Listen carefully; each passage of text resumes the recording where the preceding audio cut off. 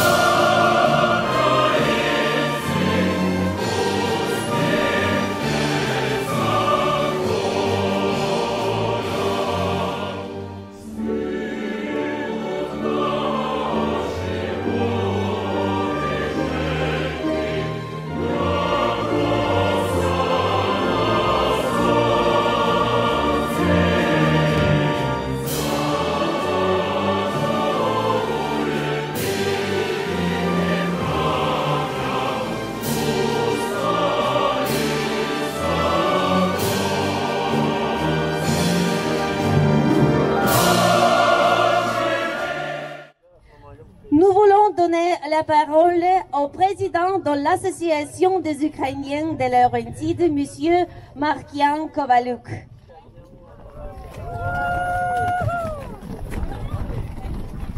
Bonjour.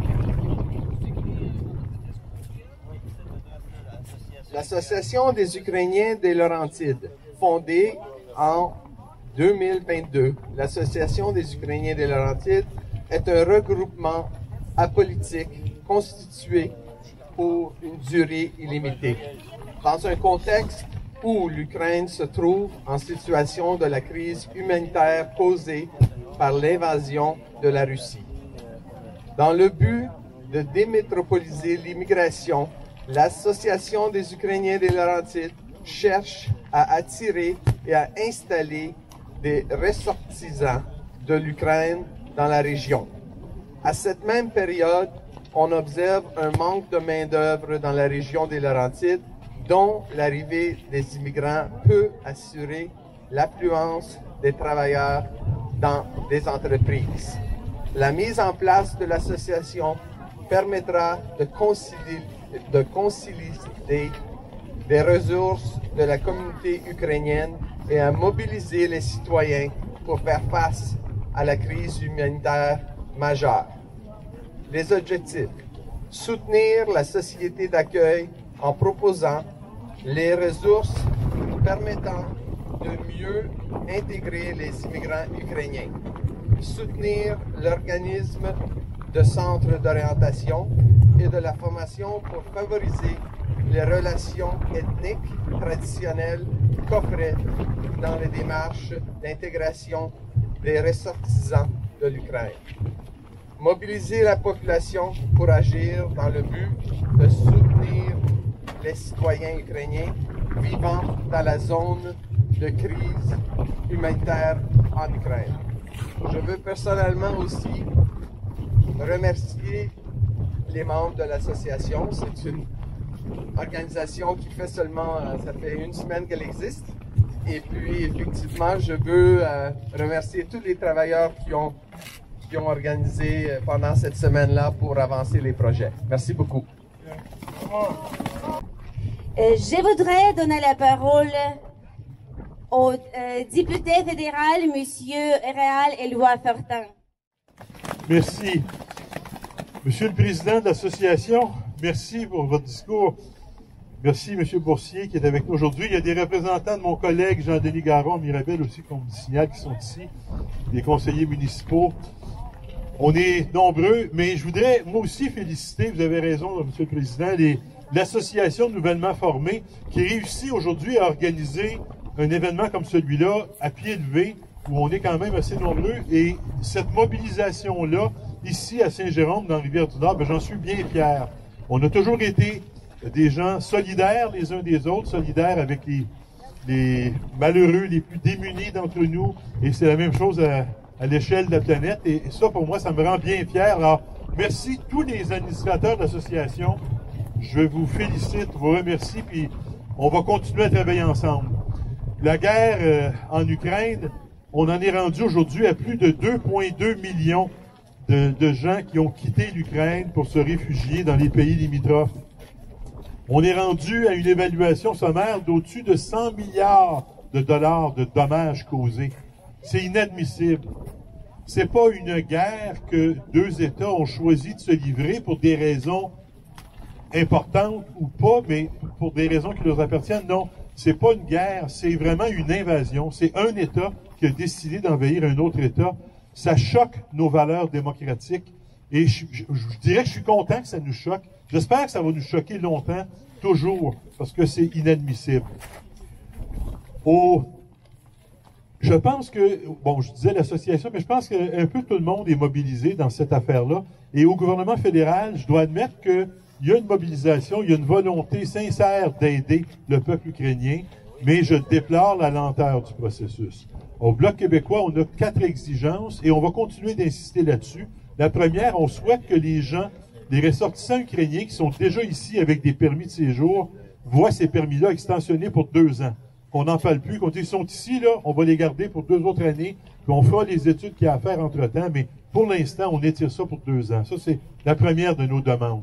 La deuxième de nos demandes, on veut faire lever l'exigence des visas pour amener des ressortissants ukrainiens chez nous. C'est important, les visas, ça permet de faire des enquêtes de sécurité, s'assurer de qui on amène chez nous, puis est-ce que ces gens-là respecteront nos valeurs et tout ça. C'est important. Mais c'est pas nécessaire de le faire avant qu'ils s'en viennent, pas quand on est en temps de guerre. Présentement, on demande à des gens en Ukraine d'aller chercher un visa, de remplir des formulaires, de passer des tests biométriques, d'aller faire valider leur passeport. Ils sont en guerre. Les immeubles sont bombardés. De l'Internet, il n'y en a plus. Des formulaires à remplir, ils n'en trouvent pas. Puis ils ont bien d'autres préoccupations que de chercher un formulaire, quelqu'un pour les assermenter, puis les adresses où aller porter. Ils sont en guerre, ils doivent se sauver, ils doivent quitter ce pays-là. Alors, moi, je pense qu'on doit lever cette exigence-là. Une fois que les gens soient rendus ici, là, on les fera, les vérifications de sécurité. Oui, il faut les faire, mais pour l'instant, là, ramenons-les ici le plus tôt possible. Ça, c'est notre deuxième exigence. Oui, merci. La troisième chose qu'on demande, c'est qu'il faut améliorer les canaux de communication. Alors, on veut que les consulats dans les pays limitrophes qui accueillent des ressortissants ukrainiens, on veut que les consulats restent ouverts 24 heures sur 24 pour les prochaines semaines, prochains mois, on verra, mais tant que le conflit ne sera pas réglé, stabilisé, tant qu'on aura des besoins, tant qu'il y aura des gens qui seront là-bas à la recherche d'aide pour s'en venir au Canada, ben on pense que le Canada doit garder ses bureaux consulaires ouverts 24 heures sur 24, accueillir ces gens-là et faciliter les communications entre eux et les autorités fédérales ainsi que les autorités ici sur le terrain provincial, national et municipal. Ça, c'est la troisième exigence. Et la dernière de nos exigences, mais c'est pas la dernière en ordre de priorité, la dernière dans mon énumération, mais on veut établir un pont aérien. On le fait déjà pour le Kosovo. On pense qu'on est en mesure de le faire maintenant pour l'Ukraine. C'est évident qu'on ne peut pas envoyer des avions en Ukraine, essayer d'atterrir à l'aéroport de Kiev ces jours-ci, ça n'a aucun bon sens. Mais dans les pays limitrophes, là où les gens se réfugient, je le disais en début, là, il y a 2,2 millions de personnes ukrainiens qui ont trouvé refuge à l'extérieur de leur pays. Alors qu'on puisse établir un pont aérien pour les rapatrier ici. On lève l'exigence des visas, on les embarque dans l'avion, on les amène ici. Une fois qu'ils sont arrivés, on va les nourrir, on va les habiller, et là, on s'occupera de faire les vérifications qu'il y a à faire et remplir les formulaires et mettre les permis, autorisations et tout ça. Mais pour l'instant, là, on est en crise, et c'est un peu ridicule que d'exiger de ces gens-là qu'ils remplissent des formulaires. Alors, c'est les exigences qu'on a au Bloc québécois. On va continuer de faire pression sur le gouvernement fédéral pour que ça se fasse. Il y a des belles choses qui se font. Il y a une belle volonté exprimée. On va essayer de continuer de pousser pour que la volonté exprimée se traduise par des gestes concrets. Et parlant de gestes concrets, ben on a mardi, alors moi après la rencontre d'aujourd'hui, je m'en vais à Ottawa, j'ai des travaux de comité demain, et mardi, on a le président ukrainien qui va s'exprimer devant la Chambre des communes. On a eu l'autorisation hier du président de la Chambre. Alors, ça, j'étais bien heureux. Ça va être une belle occasion de donner une tribune au peuple ukrainien, ici, au Québec et dans l'ensemble du Canada. Alors ça, c'est un beau geste concret auquel on va avoir droit. Je vous invite à regarder vos téléviseurs. Ça va être télédiffusé, j'en suis certain. Donc, ça va être mardi, discours du président ukrainien à la Chambre des communes. Et en terminant, ben, je vous invite à le faire. Moi, je l'ai fait, puis on s'est donné pour mot d'ordre de le faire au Bloc québécois. Tous les députés l'ont fait ou vont le faire ces jours-ci. On veut faire des dons à la Croix-Rouge. Il y a comment on appelle ça, une rubrique, ou je sais pas trop, sur le site web de la Croix-Rouge, exprès pour aider les Ukrainiens. Alors, les dons qu'on fait s'en vont directement pour l'aide au peuple ukrainien. Je vous invite à le faire. Évidemment, à la hauteur de nos moyens, c'est pas évident, c'est pas facile. Ici, on vit une situation d'inflation. Les épiceries nous coûtent à peu près 2 fois ce que ça coûtait il y a 2 ans. Bon, en tout cas, j'embarquerai pas dedans, on n'en finira plus, mais je sais que c'est pas facile financièrement pour personne. Mais si on est capable de faire un petit effort pour aider le peuple ukrainien en faisant un petit don ou plus élevé selon nos moyens, je pense que ça va être une bonne chose. Parlant de dons, je vais terminer là-dessus, mais j'ai rencontré un collègue avocat du bureau de Prévost-Fortin, PFD maintenant, qui est ici, je pense à Daniel, à André, et ces gens-là font un travail exceptionnel. On me disait qu'ils ont mis sur pied des ressources pour aider les gens qui ont des formulaires à remplir, tout ça, pour faire venir les ressortissants ukrainiens encore ici à Saint-Georges. Alors, je vous remercie, les gens de PFD. C'est un bureau concurrent. C'est même pas mon bureau d'avocat. Mais je reconnais que c'est un beau geste, puis je vous félicite, les gars, les filles, lâchez pas. Merci pour tout ce que vous faites. Et on dit que la culture, c'est comme la confiture. Moins on en a, plus on l'étend. Alors, Dobré Deb, c'est ça? OK. Bonjour, merci. Merci beaucoup. Je voudrais donner la parole au maire de Saint-Jérôme, Monsieur Marc Boursier.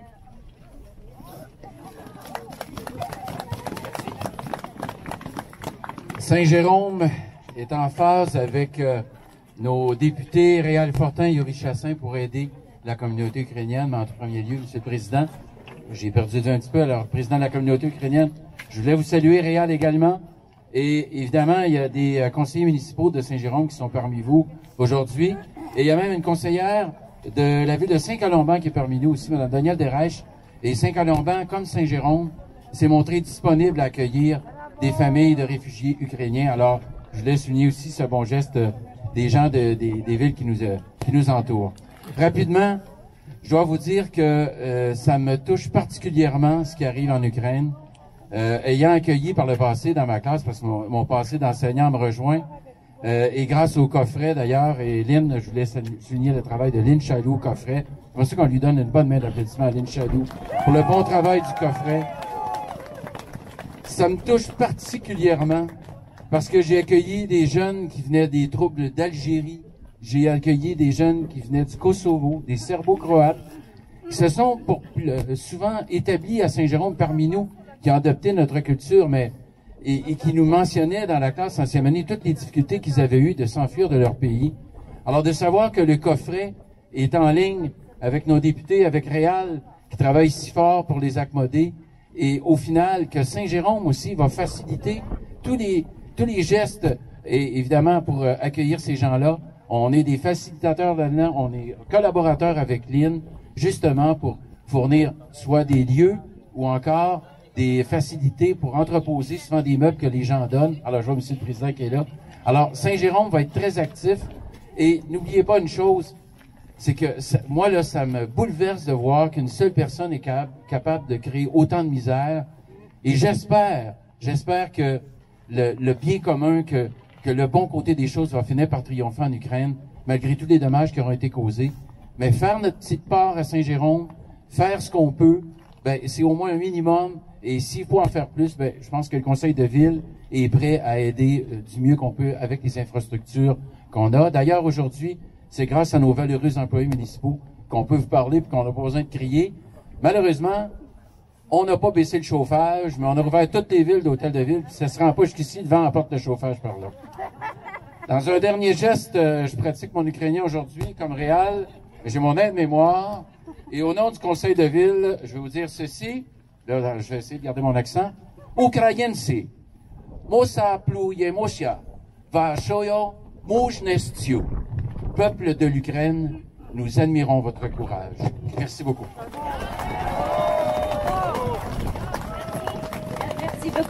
Merci beaucoup pour votre soutien. Nous voulons donner la parole à la direction du coffret, Madame Lynn Chaloux.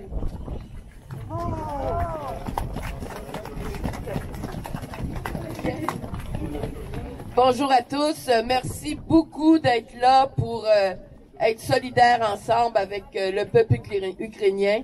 Alors, écoutez, on tient à vous dire premièrement qu'on remercie beaucoup les députés et la ville de Saint-Jérôme. Et vous savez, Saint-Jérôme a été reconnu par l'ONU, ville qui aime les réfugiés. Et cette reconnaissance-là est arrivée au début de la pandémie. On n'a jamais eu l'opportunité de le souligner. Alors, vraiment, là, on s'aperçoit à quel point c'est important. C'est pas juste des belles paroles. Ce soutien-là est important. Et en même temps, ça nous rappelle, avec l'Association ukrainienne des Laurentides, qui est en train de faire un peu là, le compte, le décompte de tous les Ukrainiens qui sont sur le territoire des Laurentides. Et c'est très impressionnant d'en retrouver un peu partout sur le bord des lacs, dans le nord, dans l'est, dans l'ouest de la région. Et ça démontre à quel point on est déjà une région où la diversité culturelle est très importante.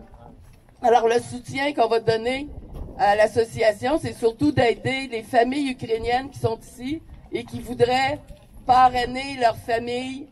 Et le ministère de l'Immigration du Canada a élargi le programme pour que la famille, ça soit aussi les oncles, les neveux, les sœurs. Alors, il y a un geste là qui va être très important. Merci beaucoup à la firme d'avocats de nous aider dans toute cette paperasse-là qui est quand même un défi important. Et vous dire que Saint-Jérôme a toujours eu un accueil vraiment très enrichissant pour les populations de réfugiés. Alors, je vois que ça change pas. Et on devrait organiser en début avril une séance d'information pour la population pour expliquer un peu les besoins qu'on a et la réalité sur le terrain puis les enjeux là, de cette migration-là. On travaille déjà avec beaucoup d'employeurs de la région qui nous ont offert des emplois. On a une centaine d'emplois à combler par les familles qui vont arriver. Alors, ce sont des femmes et des enfants qui vont arriver. Il y a une conscription présentement là, en Ukraine, donc les hommes de 18 à 60 ans, je pense, qui peuvent pas sortir. Alors, ce sont les femmes avec leurs enfants et les personnes âgées qui vont arriver jusqu'ici. Mais sachez, on en a parlé un peu là, de toute cette difficulté qu'on rencontre pour réussir à faire sortir les personnes d'Ukraine. Là, c'est très difficile. Mais il y a des convois aériens, comme il a été cité tantôt, là, qui sont en train de s'organiser. Alors, d'ici le printemps, là, on devrait voir à l'horizon là, les personnes ukrainiennes qui vont se joindre à nous. Alors, merci beaucoup pour ceux qui seraient intéressés à s'impliquer. On a une adresse Internet. Alors, c'est associationukraine.coffret@gmail.com. Alors, vous pouvez aller vous inscrire sur ce site et on va vous informer des activités ainsi que des moments là, de rassemblement puis des besoins qu'on va avoir. Alors, merci infiniment à tous. Merci beaucoup, Madame Chalut. Je voudrais donner la parole à la présidente du groupe d'Amnesty International à Saint-Jérôme, Madame Suzanne Chénier. Bonjour tout le monde. Ça me fait plaisir de voir plein de monde aujourd'hui en solidarité avec le peuple ukrainien. Amnesty International, c'est un mouvement qui vise à faire respecter les droits humains ici et partout dans le monde. Et hier, on a eu une excellente nouvelle, pas hier, vendredi. On a réussi à faire libérer un prisonnier d'opinion, Raif Badawi, qui est détenu en Arabie Saoudite. Et là, il ne peut pas sortir du pays pendant 10 ans. Alors, comprenez qu'on va continuer d'envoyer des lettres, des pétitions et tout ça pour qu'il sorte du pays et qu'il puisse être réuni avec sa femme et ses 3 enfants à Sherbrooke.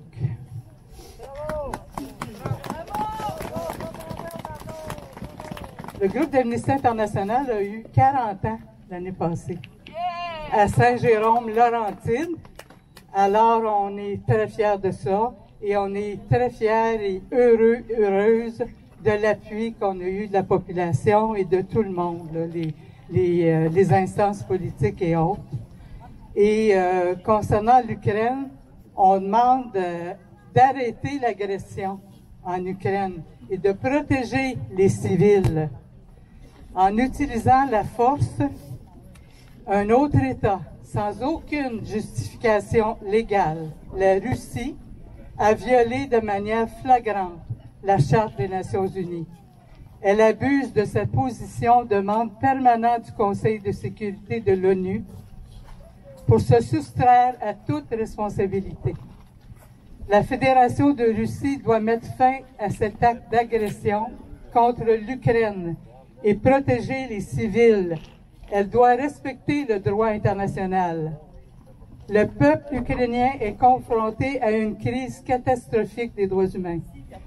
Mais nous avons la force du nombre pour demander que cela cesse.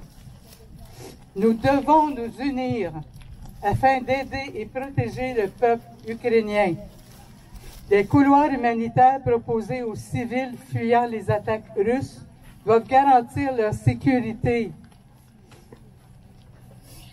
Pour l'heure, des milliers de personnes continuent à vivre sous ces bombardements illégaux, tandis que des millions d'autres ont été déplacés de force au cours de ces 2 dernières semaines de conflit en Ukraine. L'assaut mené par les forces russes contre les populations civiles et la destruction injustifiée d'infrastructures du quotidien viole les conventions de Genève et le droit international relatif aux droits humains et doivent cesser. Et moi, ce qui me touche beaucoup, je travaille avec des personnes handicapées. Et Amnesty demande que les personnes handicapées et malades puissent être évacuées avant les autres, prioritairement, parce que ce sont des personnes plus vulnérables que les autres. Merci beaucoup. Et si vous voulez que je vous envoie des pétitions à signer d'Amnesty International, ça va me faire plaisir, parce que c'est avec des pétitions, des moyens pacifiques qu'on réussit à faire avancer le monde et non reculer le monde. Merci. Bonjour tout le monde, je m'appelle Galina Gribovska, je suis ukrainienne, voici mon mari.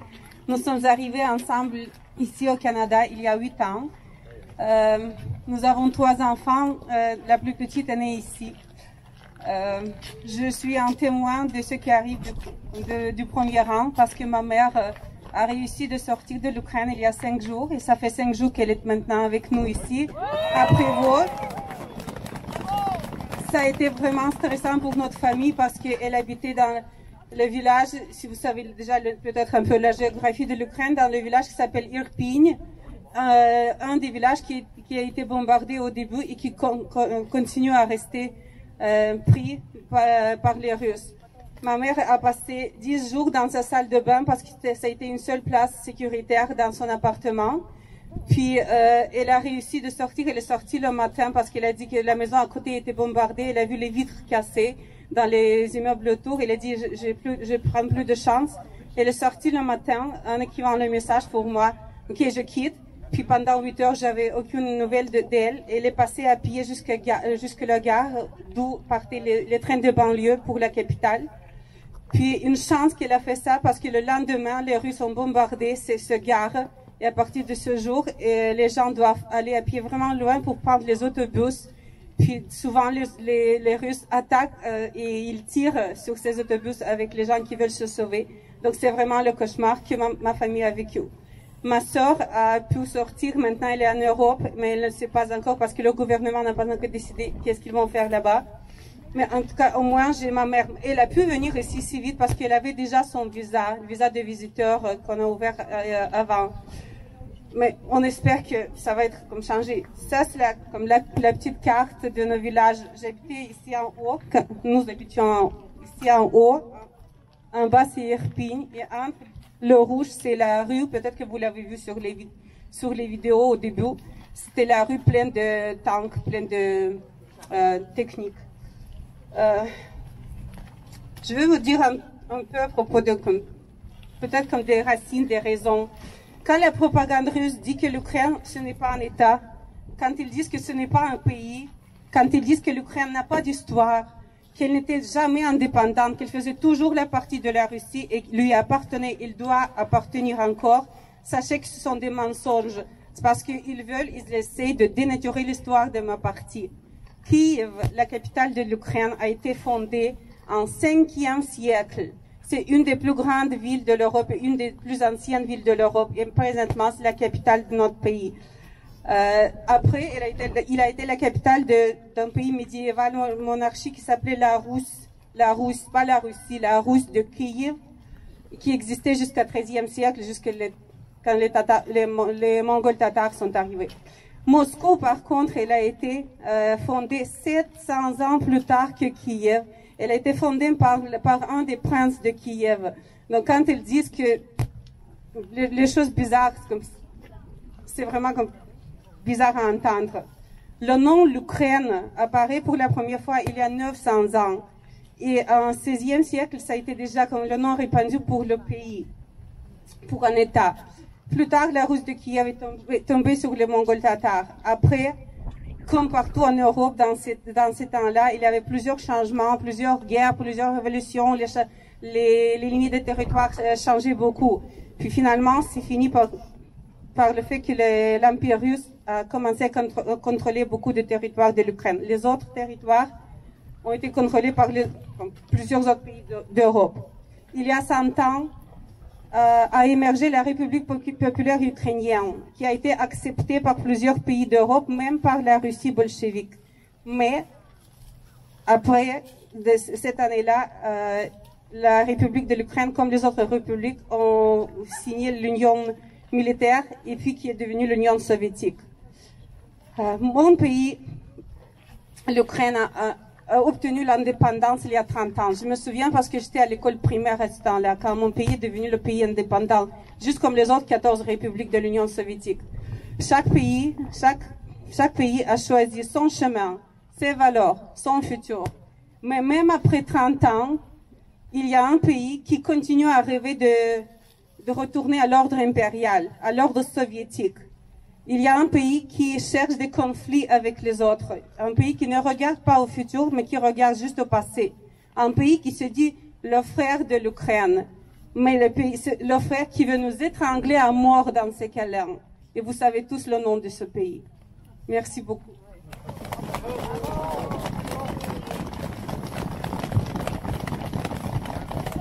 Bonjour tout le monde. Merci, cher ami, d'être parmi nous aujourd'hui. Moi, je suis Olga Tsekelny, je suis une membre de la communauté de l'association des Ukrainiens de Laurentides.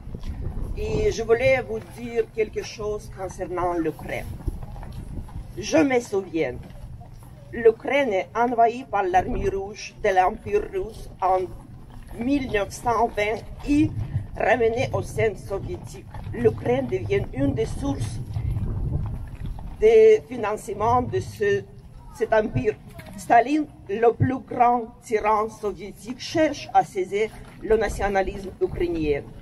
Je me souviens, entre 1931 et 1933, une série de familles et d'expropriation des biens et des produits alimentaires frappe et rappe particulièrement l'Ukraine, alors que cette région était la plus fertile de toute URSS. Presque 5 millions de personnes meurent de suite de cette famine. Le Parlement européen a reconnu dans une résolution de 2008 l'Holodomor comme un crime effroyable contre le peuple ukrainien et contre l'humanité. Je me souviens, le grand terror stalinien en 1937 et jusqu'à 1939. Plusieurs Ukrainiens sont exécutés et envoyés vers les camps de travail soviétiques, comme le sont aussi tous les suspects du nationalisme dit bourgeois.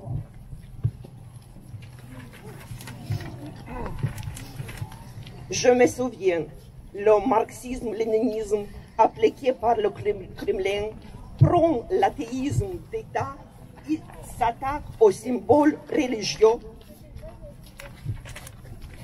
en détruisant des églises et des cathédrales de toute URSS. Et des millions de croyants, en majorité orthodoxes, mais aussi d'autres chrétiens, sont envoyés au Goulag. C'est un camp correctionnel de travail.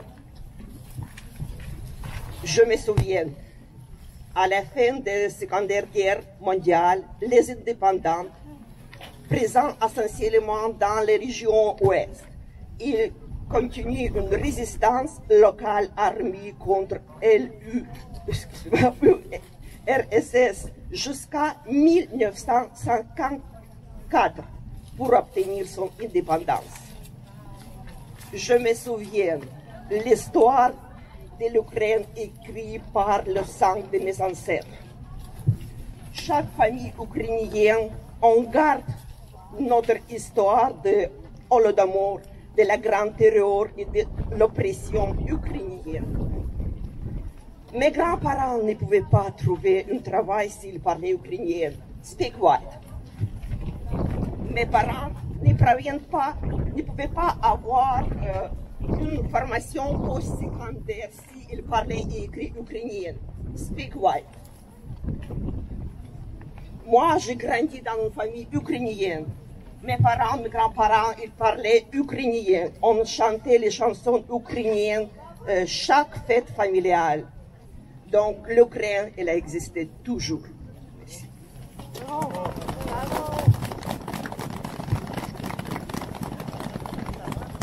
Bonjour tout le monde, je m'appelle Ilya Buglak. Moi, je suis l'immigrant de l'Ukraine. J'habite au Canada, ça fait déjà 4 ans. Aujourd'hui, je voulais présenter une petite histoire d'Ukraine indépendante qui commence en 1991. Puis, en 1991, l'Ukraine était reconnue comme un État indépendant. On a reçu notre propre drapeau, on a reçu notre propre l'hymne, la langue officielle, notre frontière. Mais le plus important, on a établi notre propre constitution. En début de 2004, 173 pays ont reconnu l'Ukraine comme l'État indépendant et ont établi des relations économiques avec elle. En même année, on a eu une révolution, appelée Révolution Orange. Des centaines de millions de personnes ont sorti sur la place principale de la capitale Kiev pour protester contre les élections du président truqué. Les manifestations ont duré 2 mois et les Ukrainiens ont réussi à défendre ces droits, car les nouvelles élections justes et équitables ont eu lieu. En 2005, l'Ukraine a pris la voie à l'intégration des forces armées ukrainiennes aux troupes de l'OTAN. De plus, l'Ukrainien voulait rejoindre l'Union européenne, mais le gouvernement a décidé que l'Ukraine rejoindre l'Union européenne, c'est quelque chose d'inutile. En 2013, le nouveau président et gouvernement reprend la voie européenne, mais au dernier moment refuse de signer l'association avec l'Union européenne et accorde une union dunaire avec la Russie. À cause des décisions étranges de l'État, la deuxième révolution, nommée Révolution de la dignité, prend la place. Les citoyens, encore une fois, manifestent pour exprimer l'insatisfaction.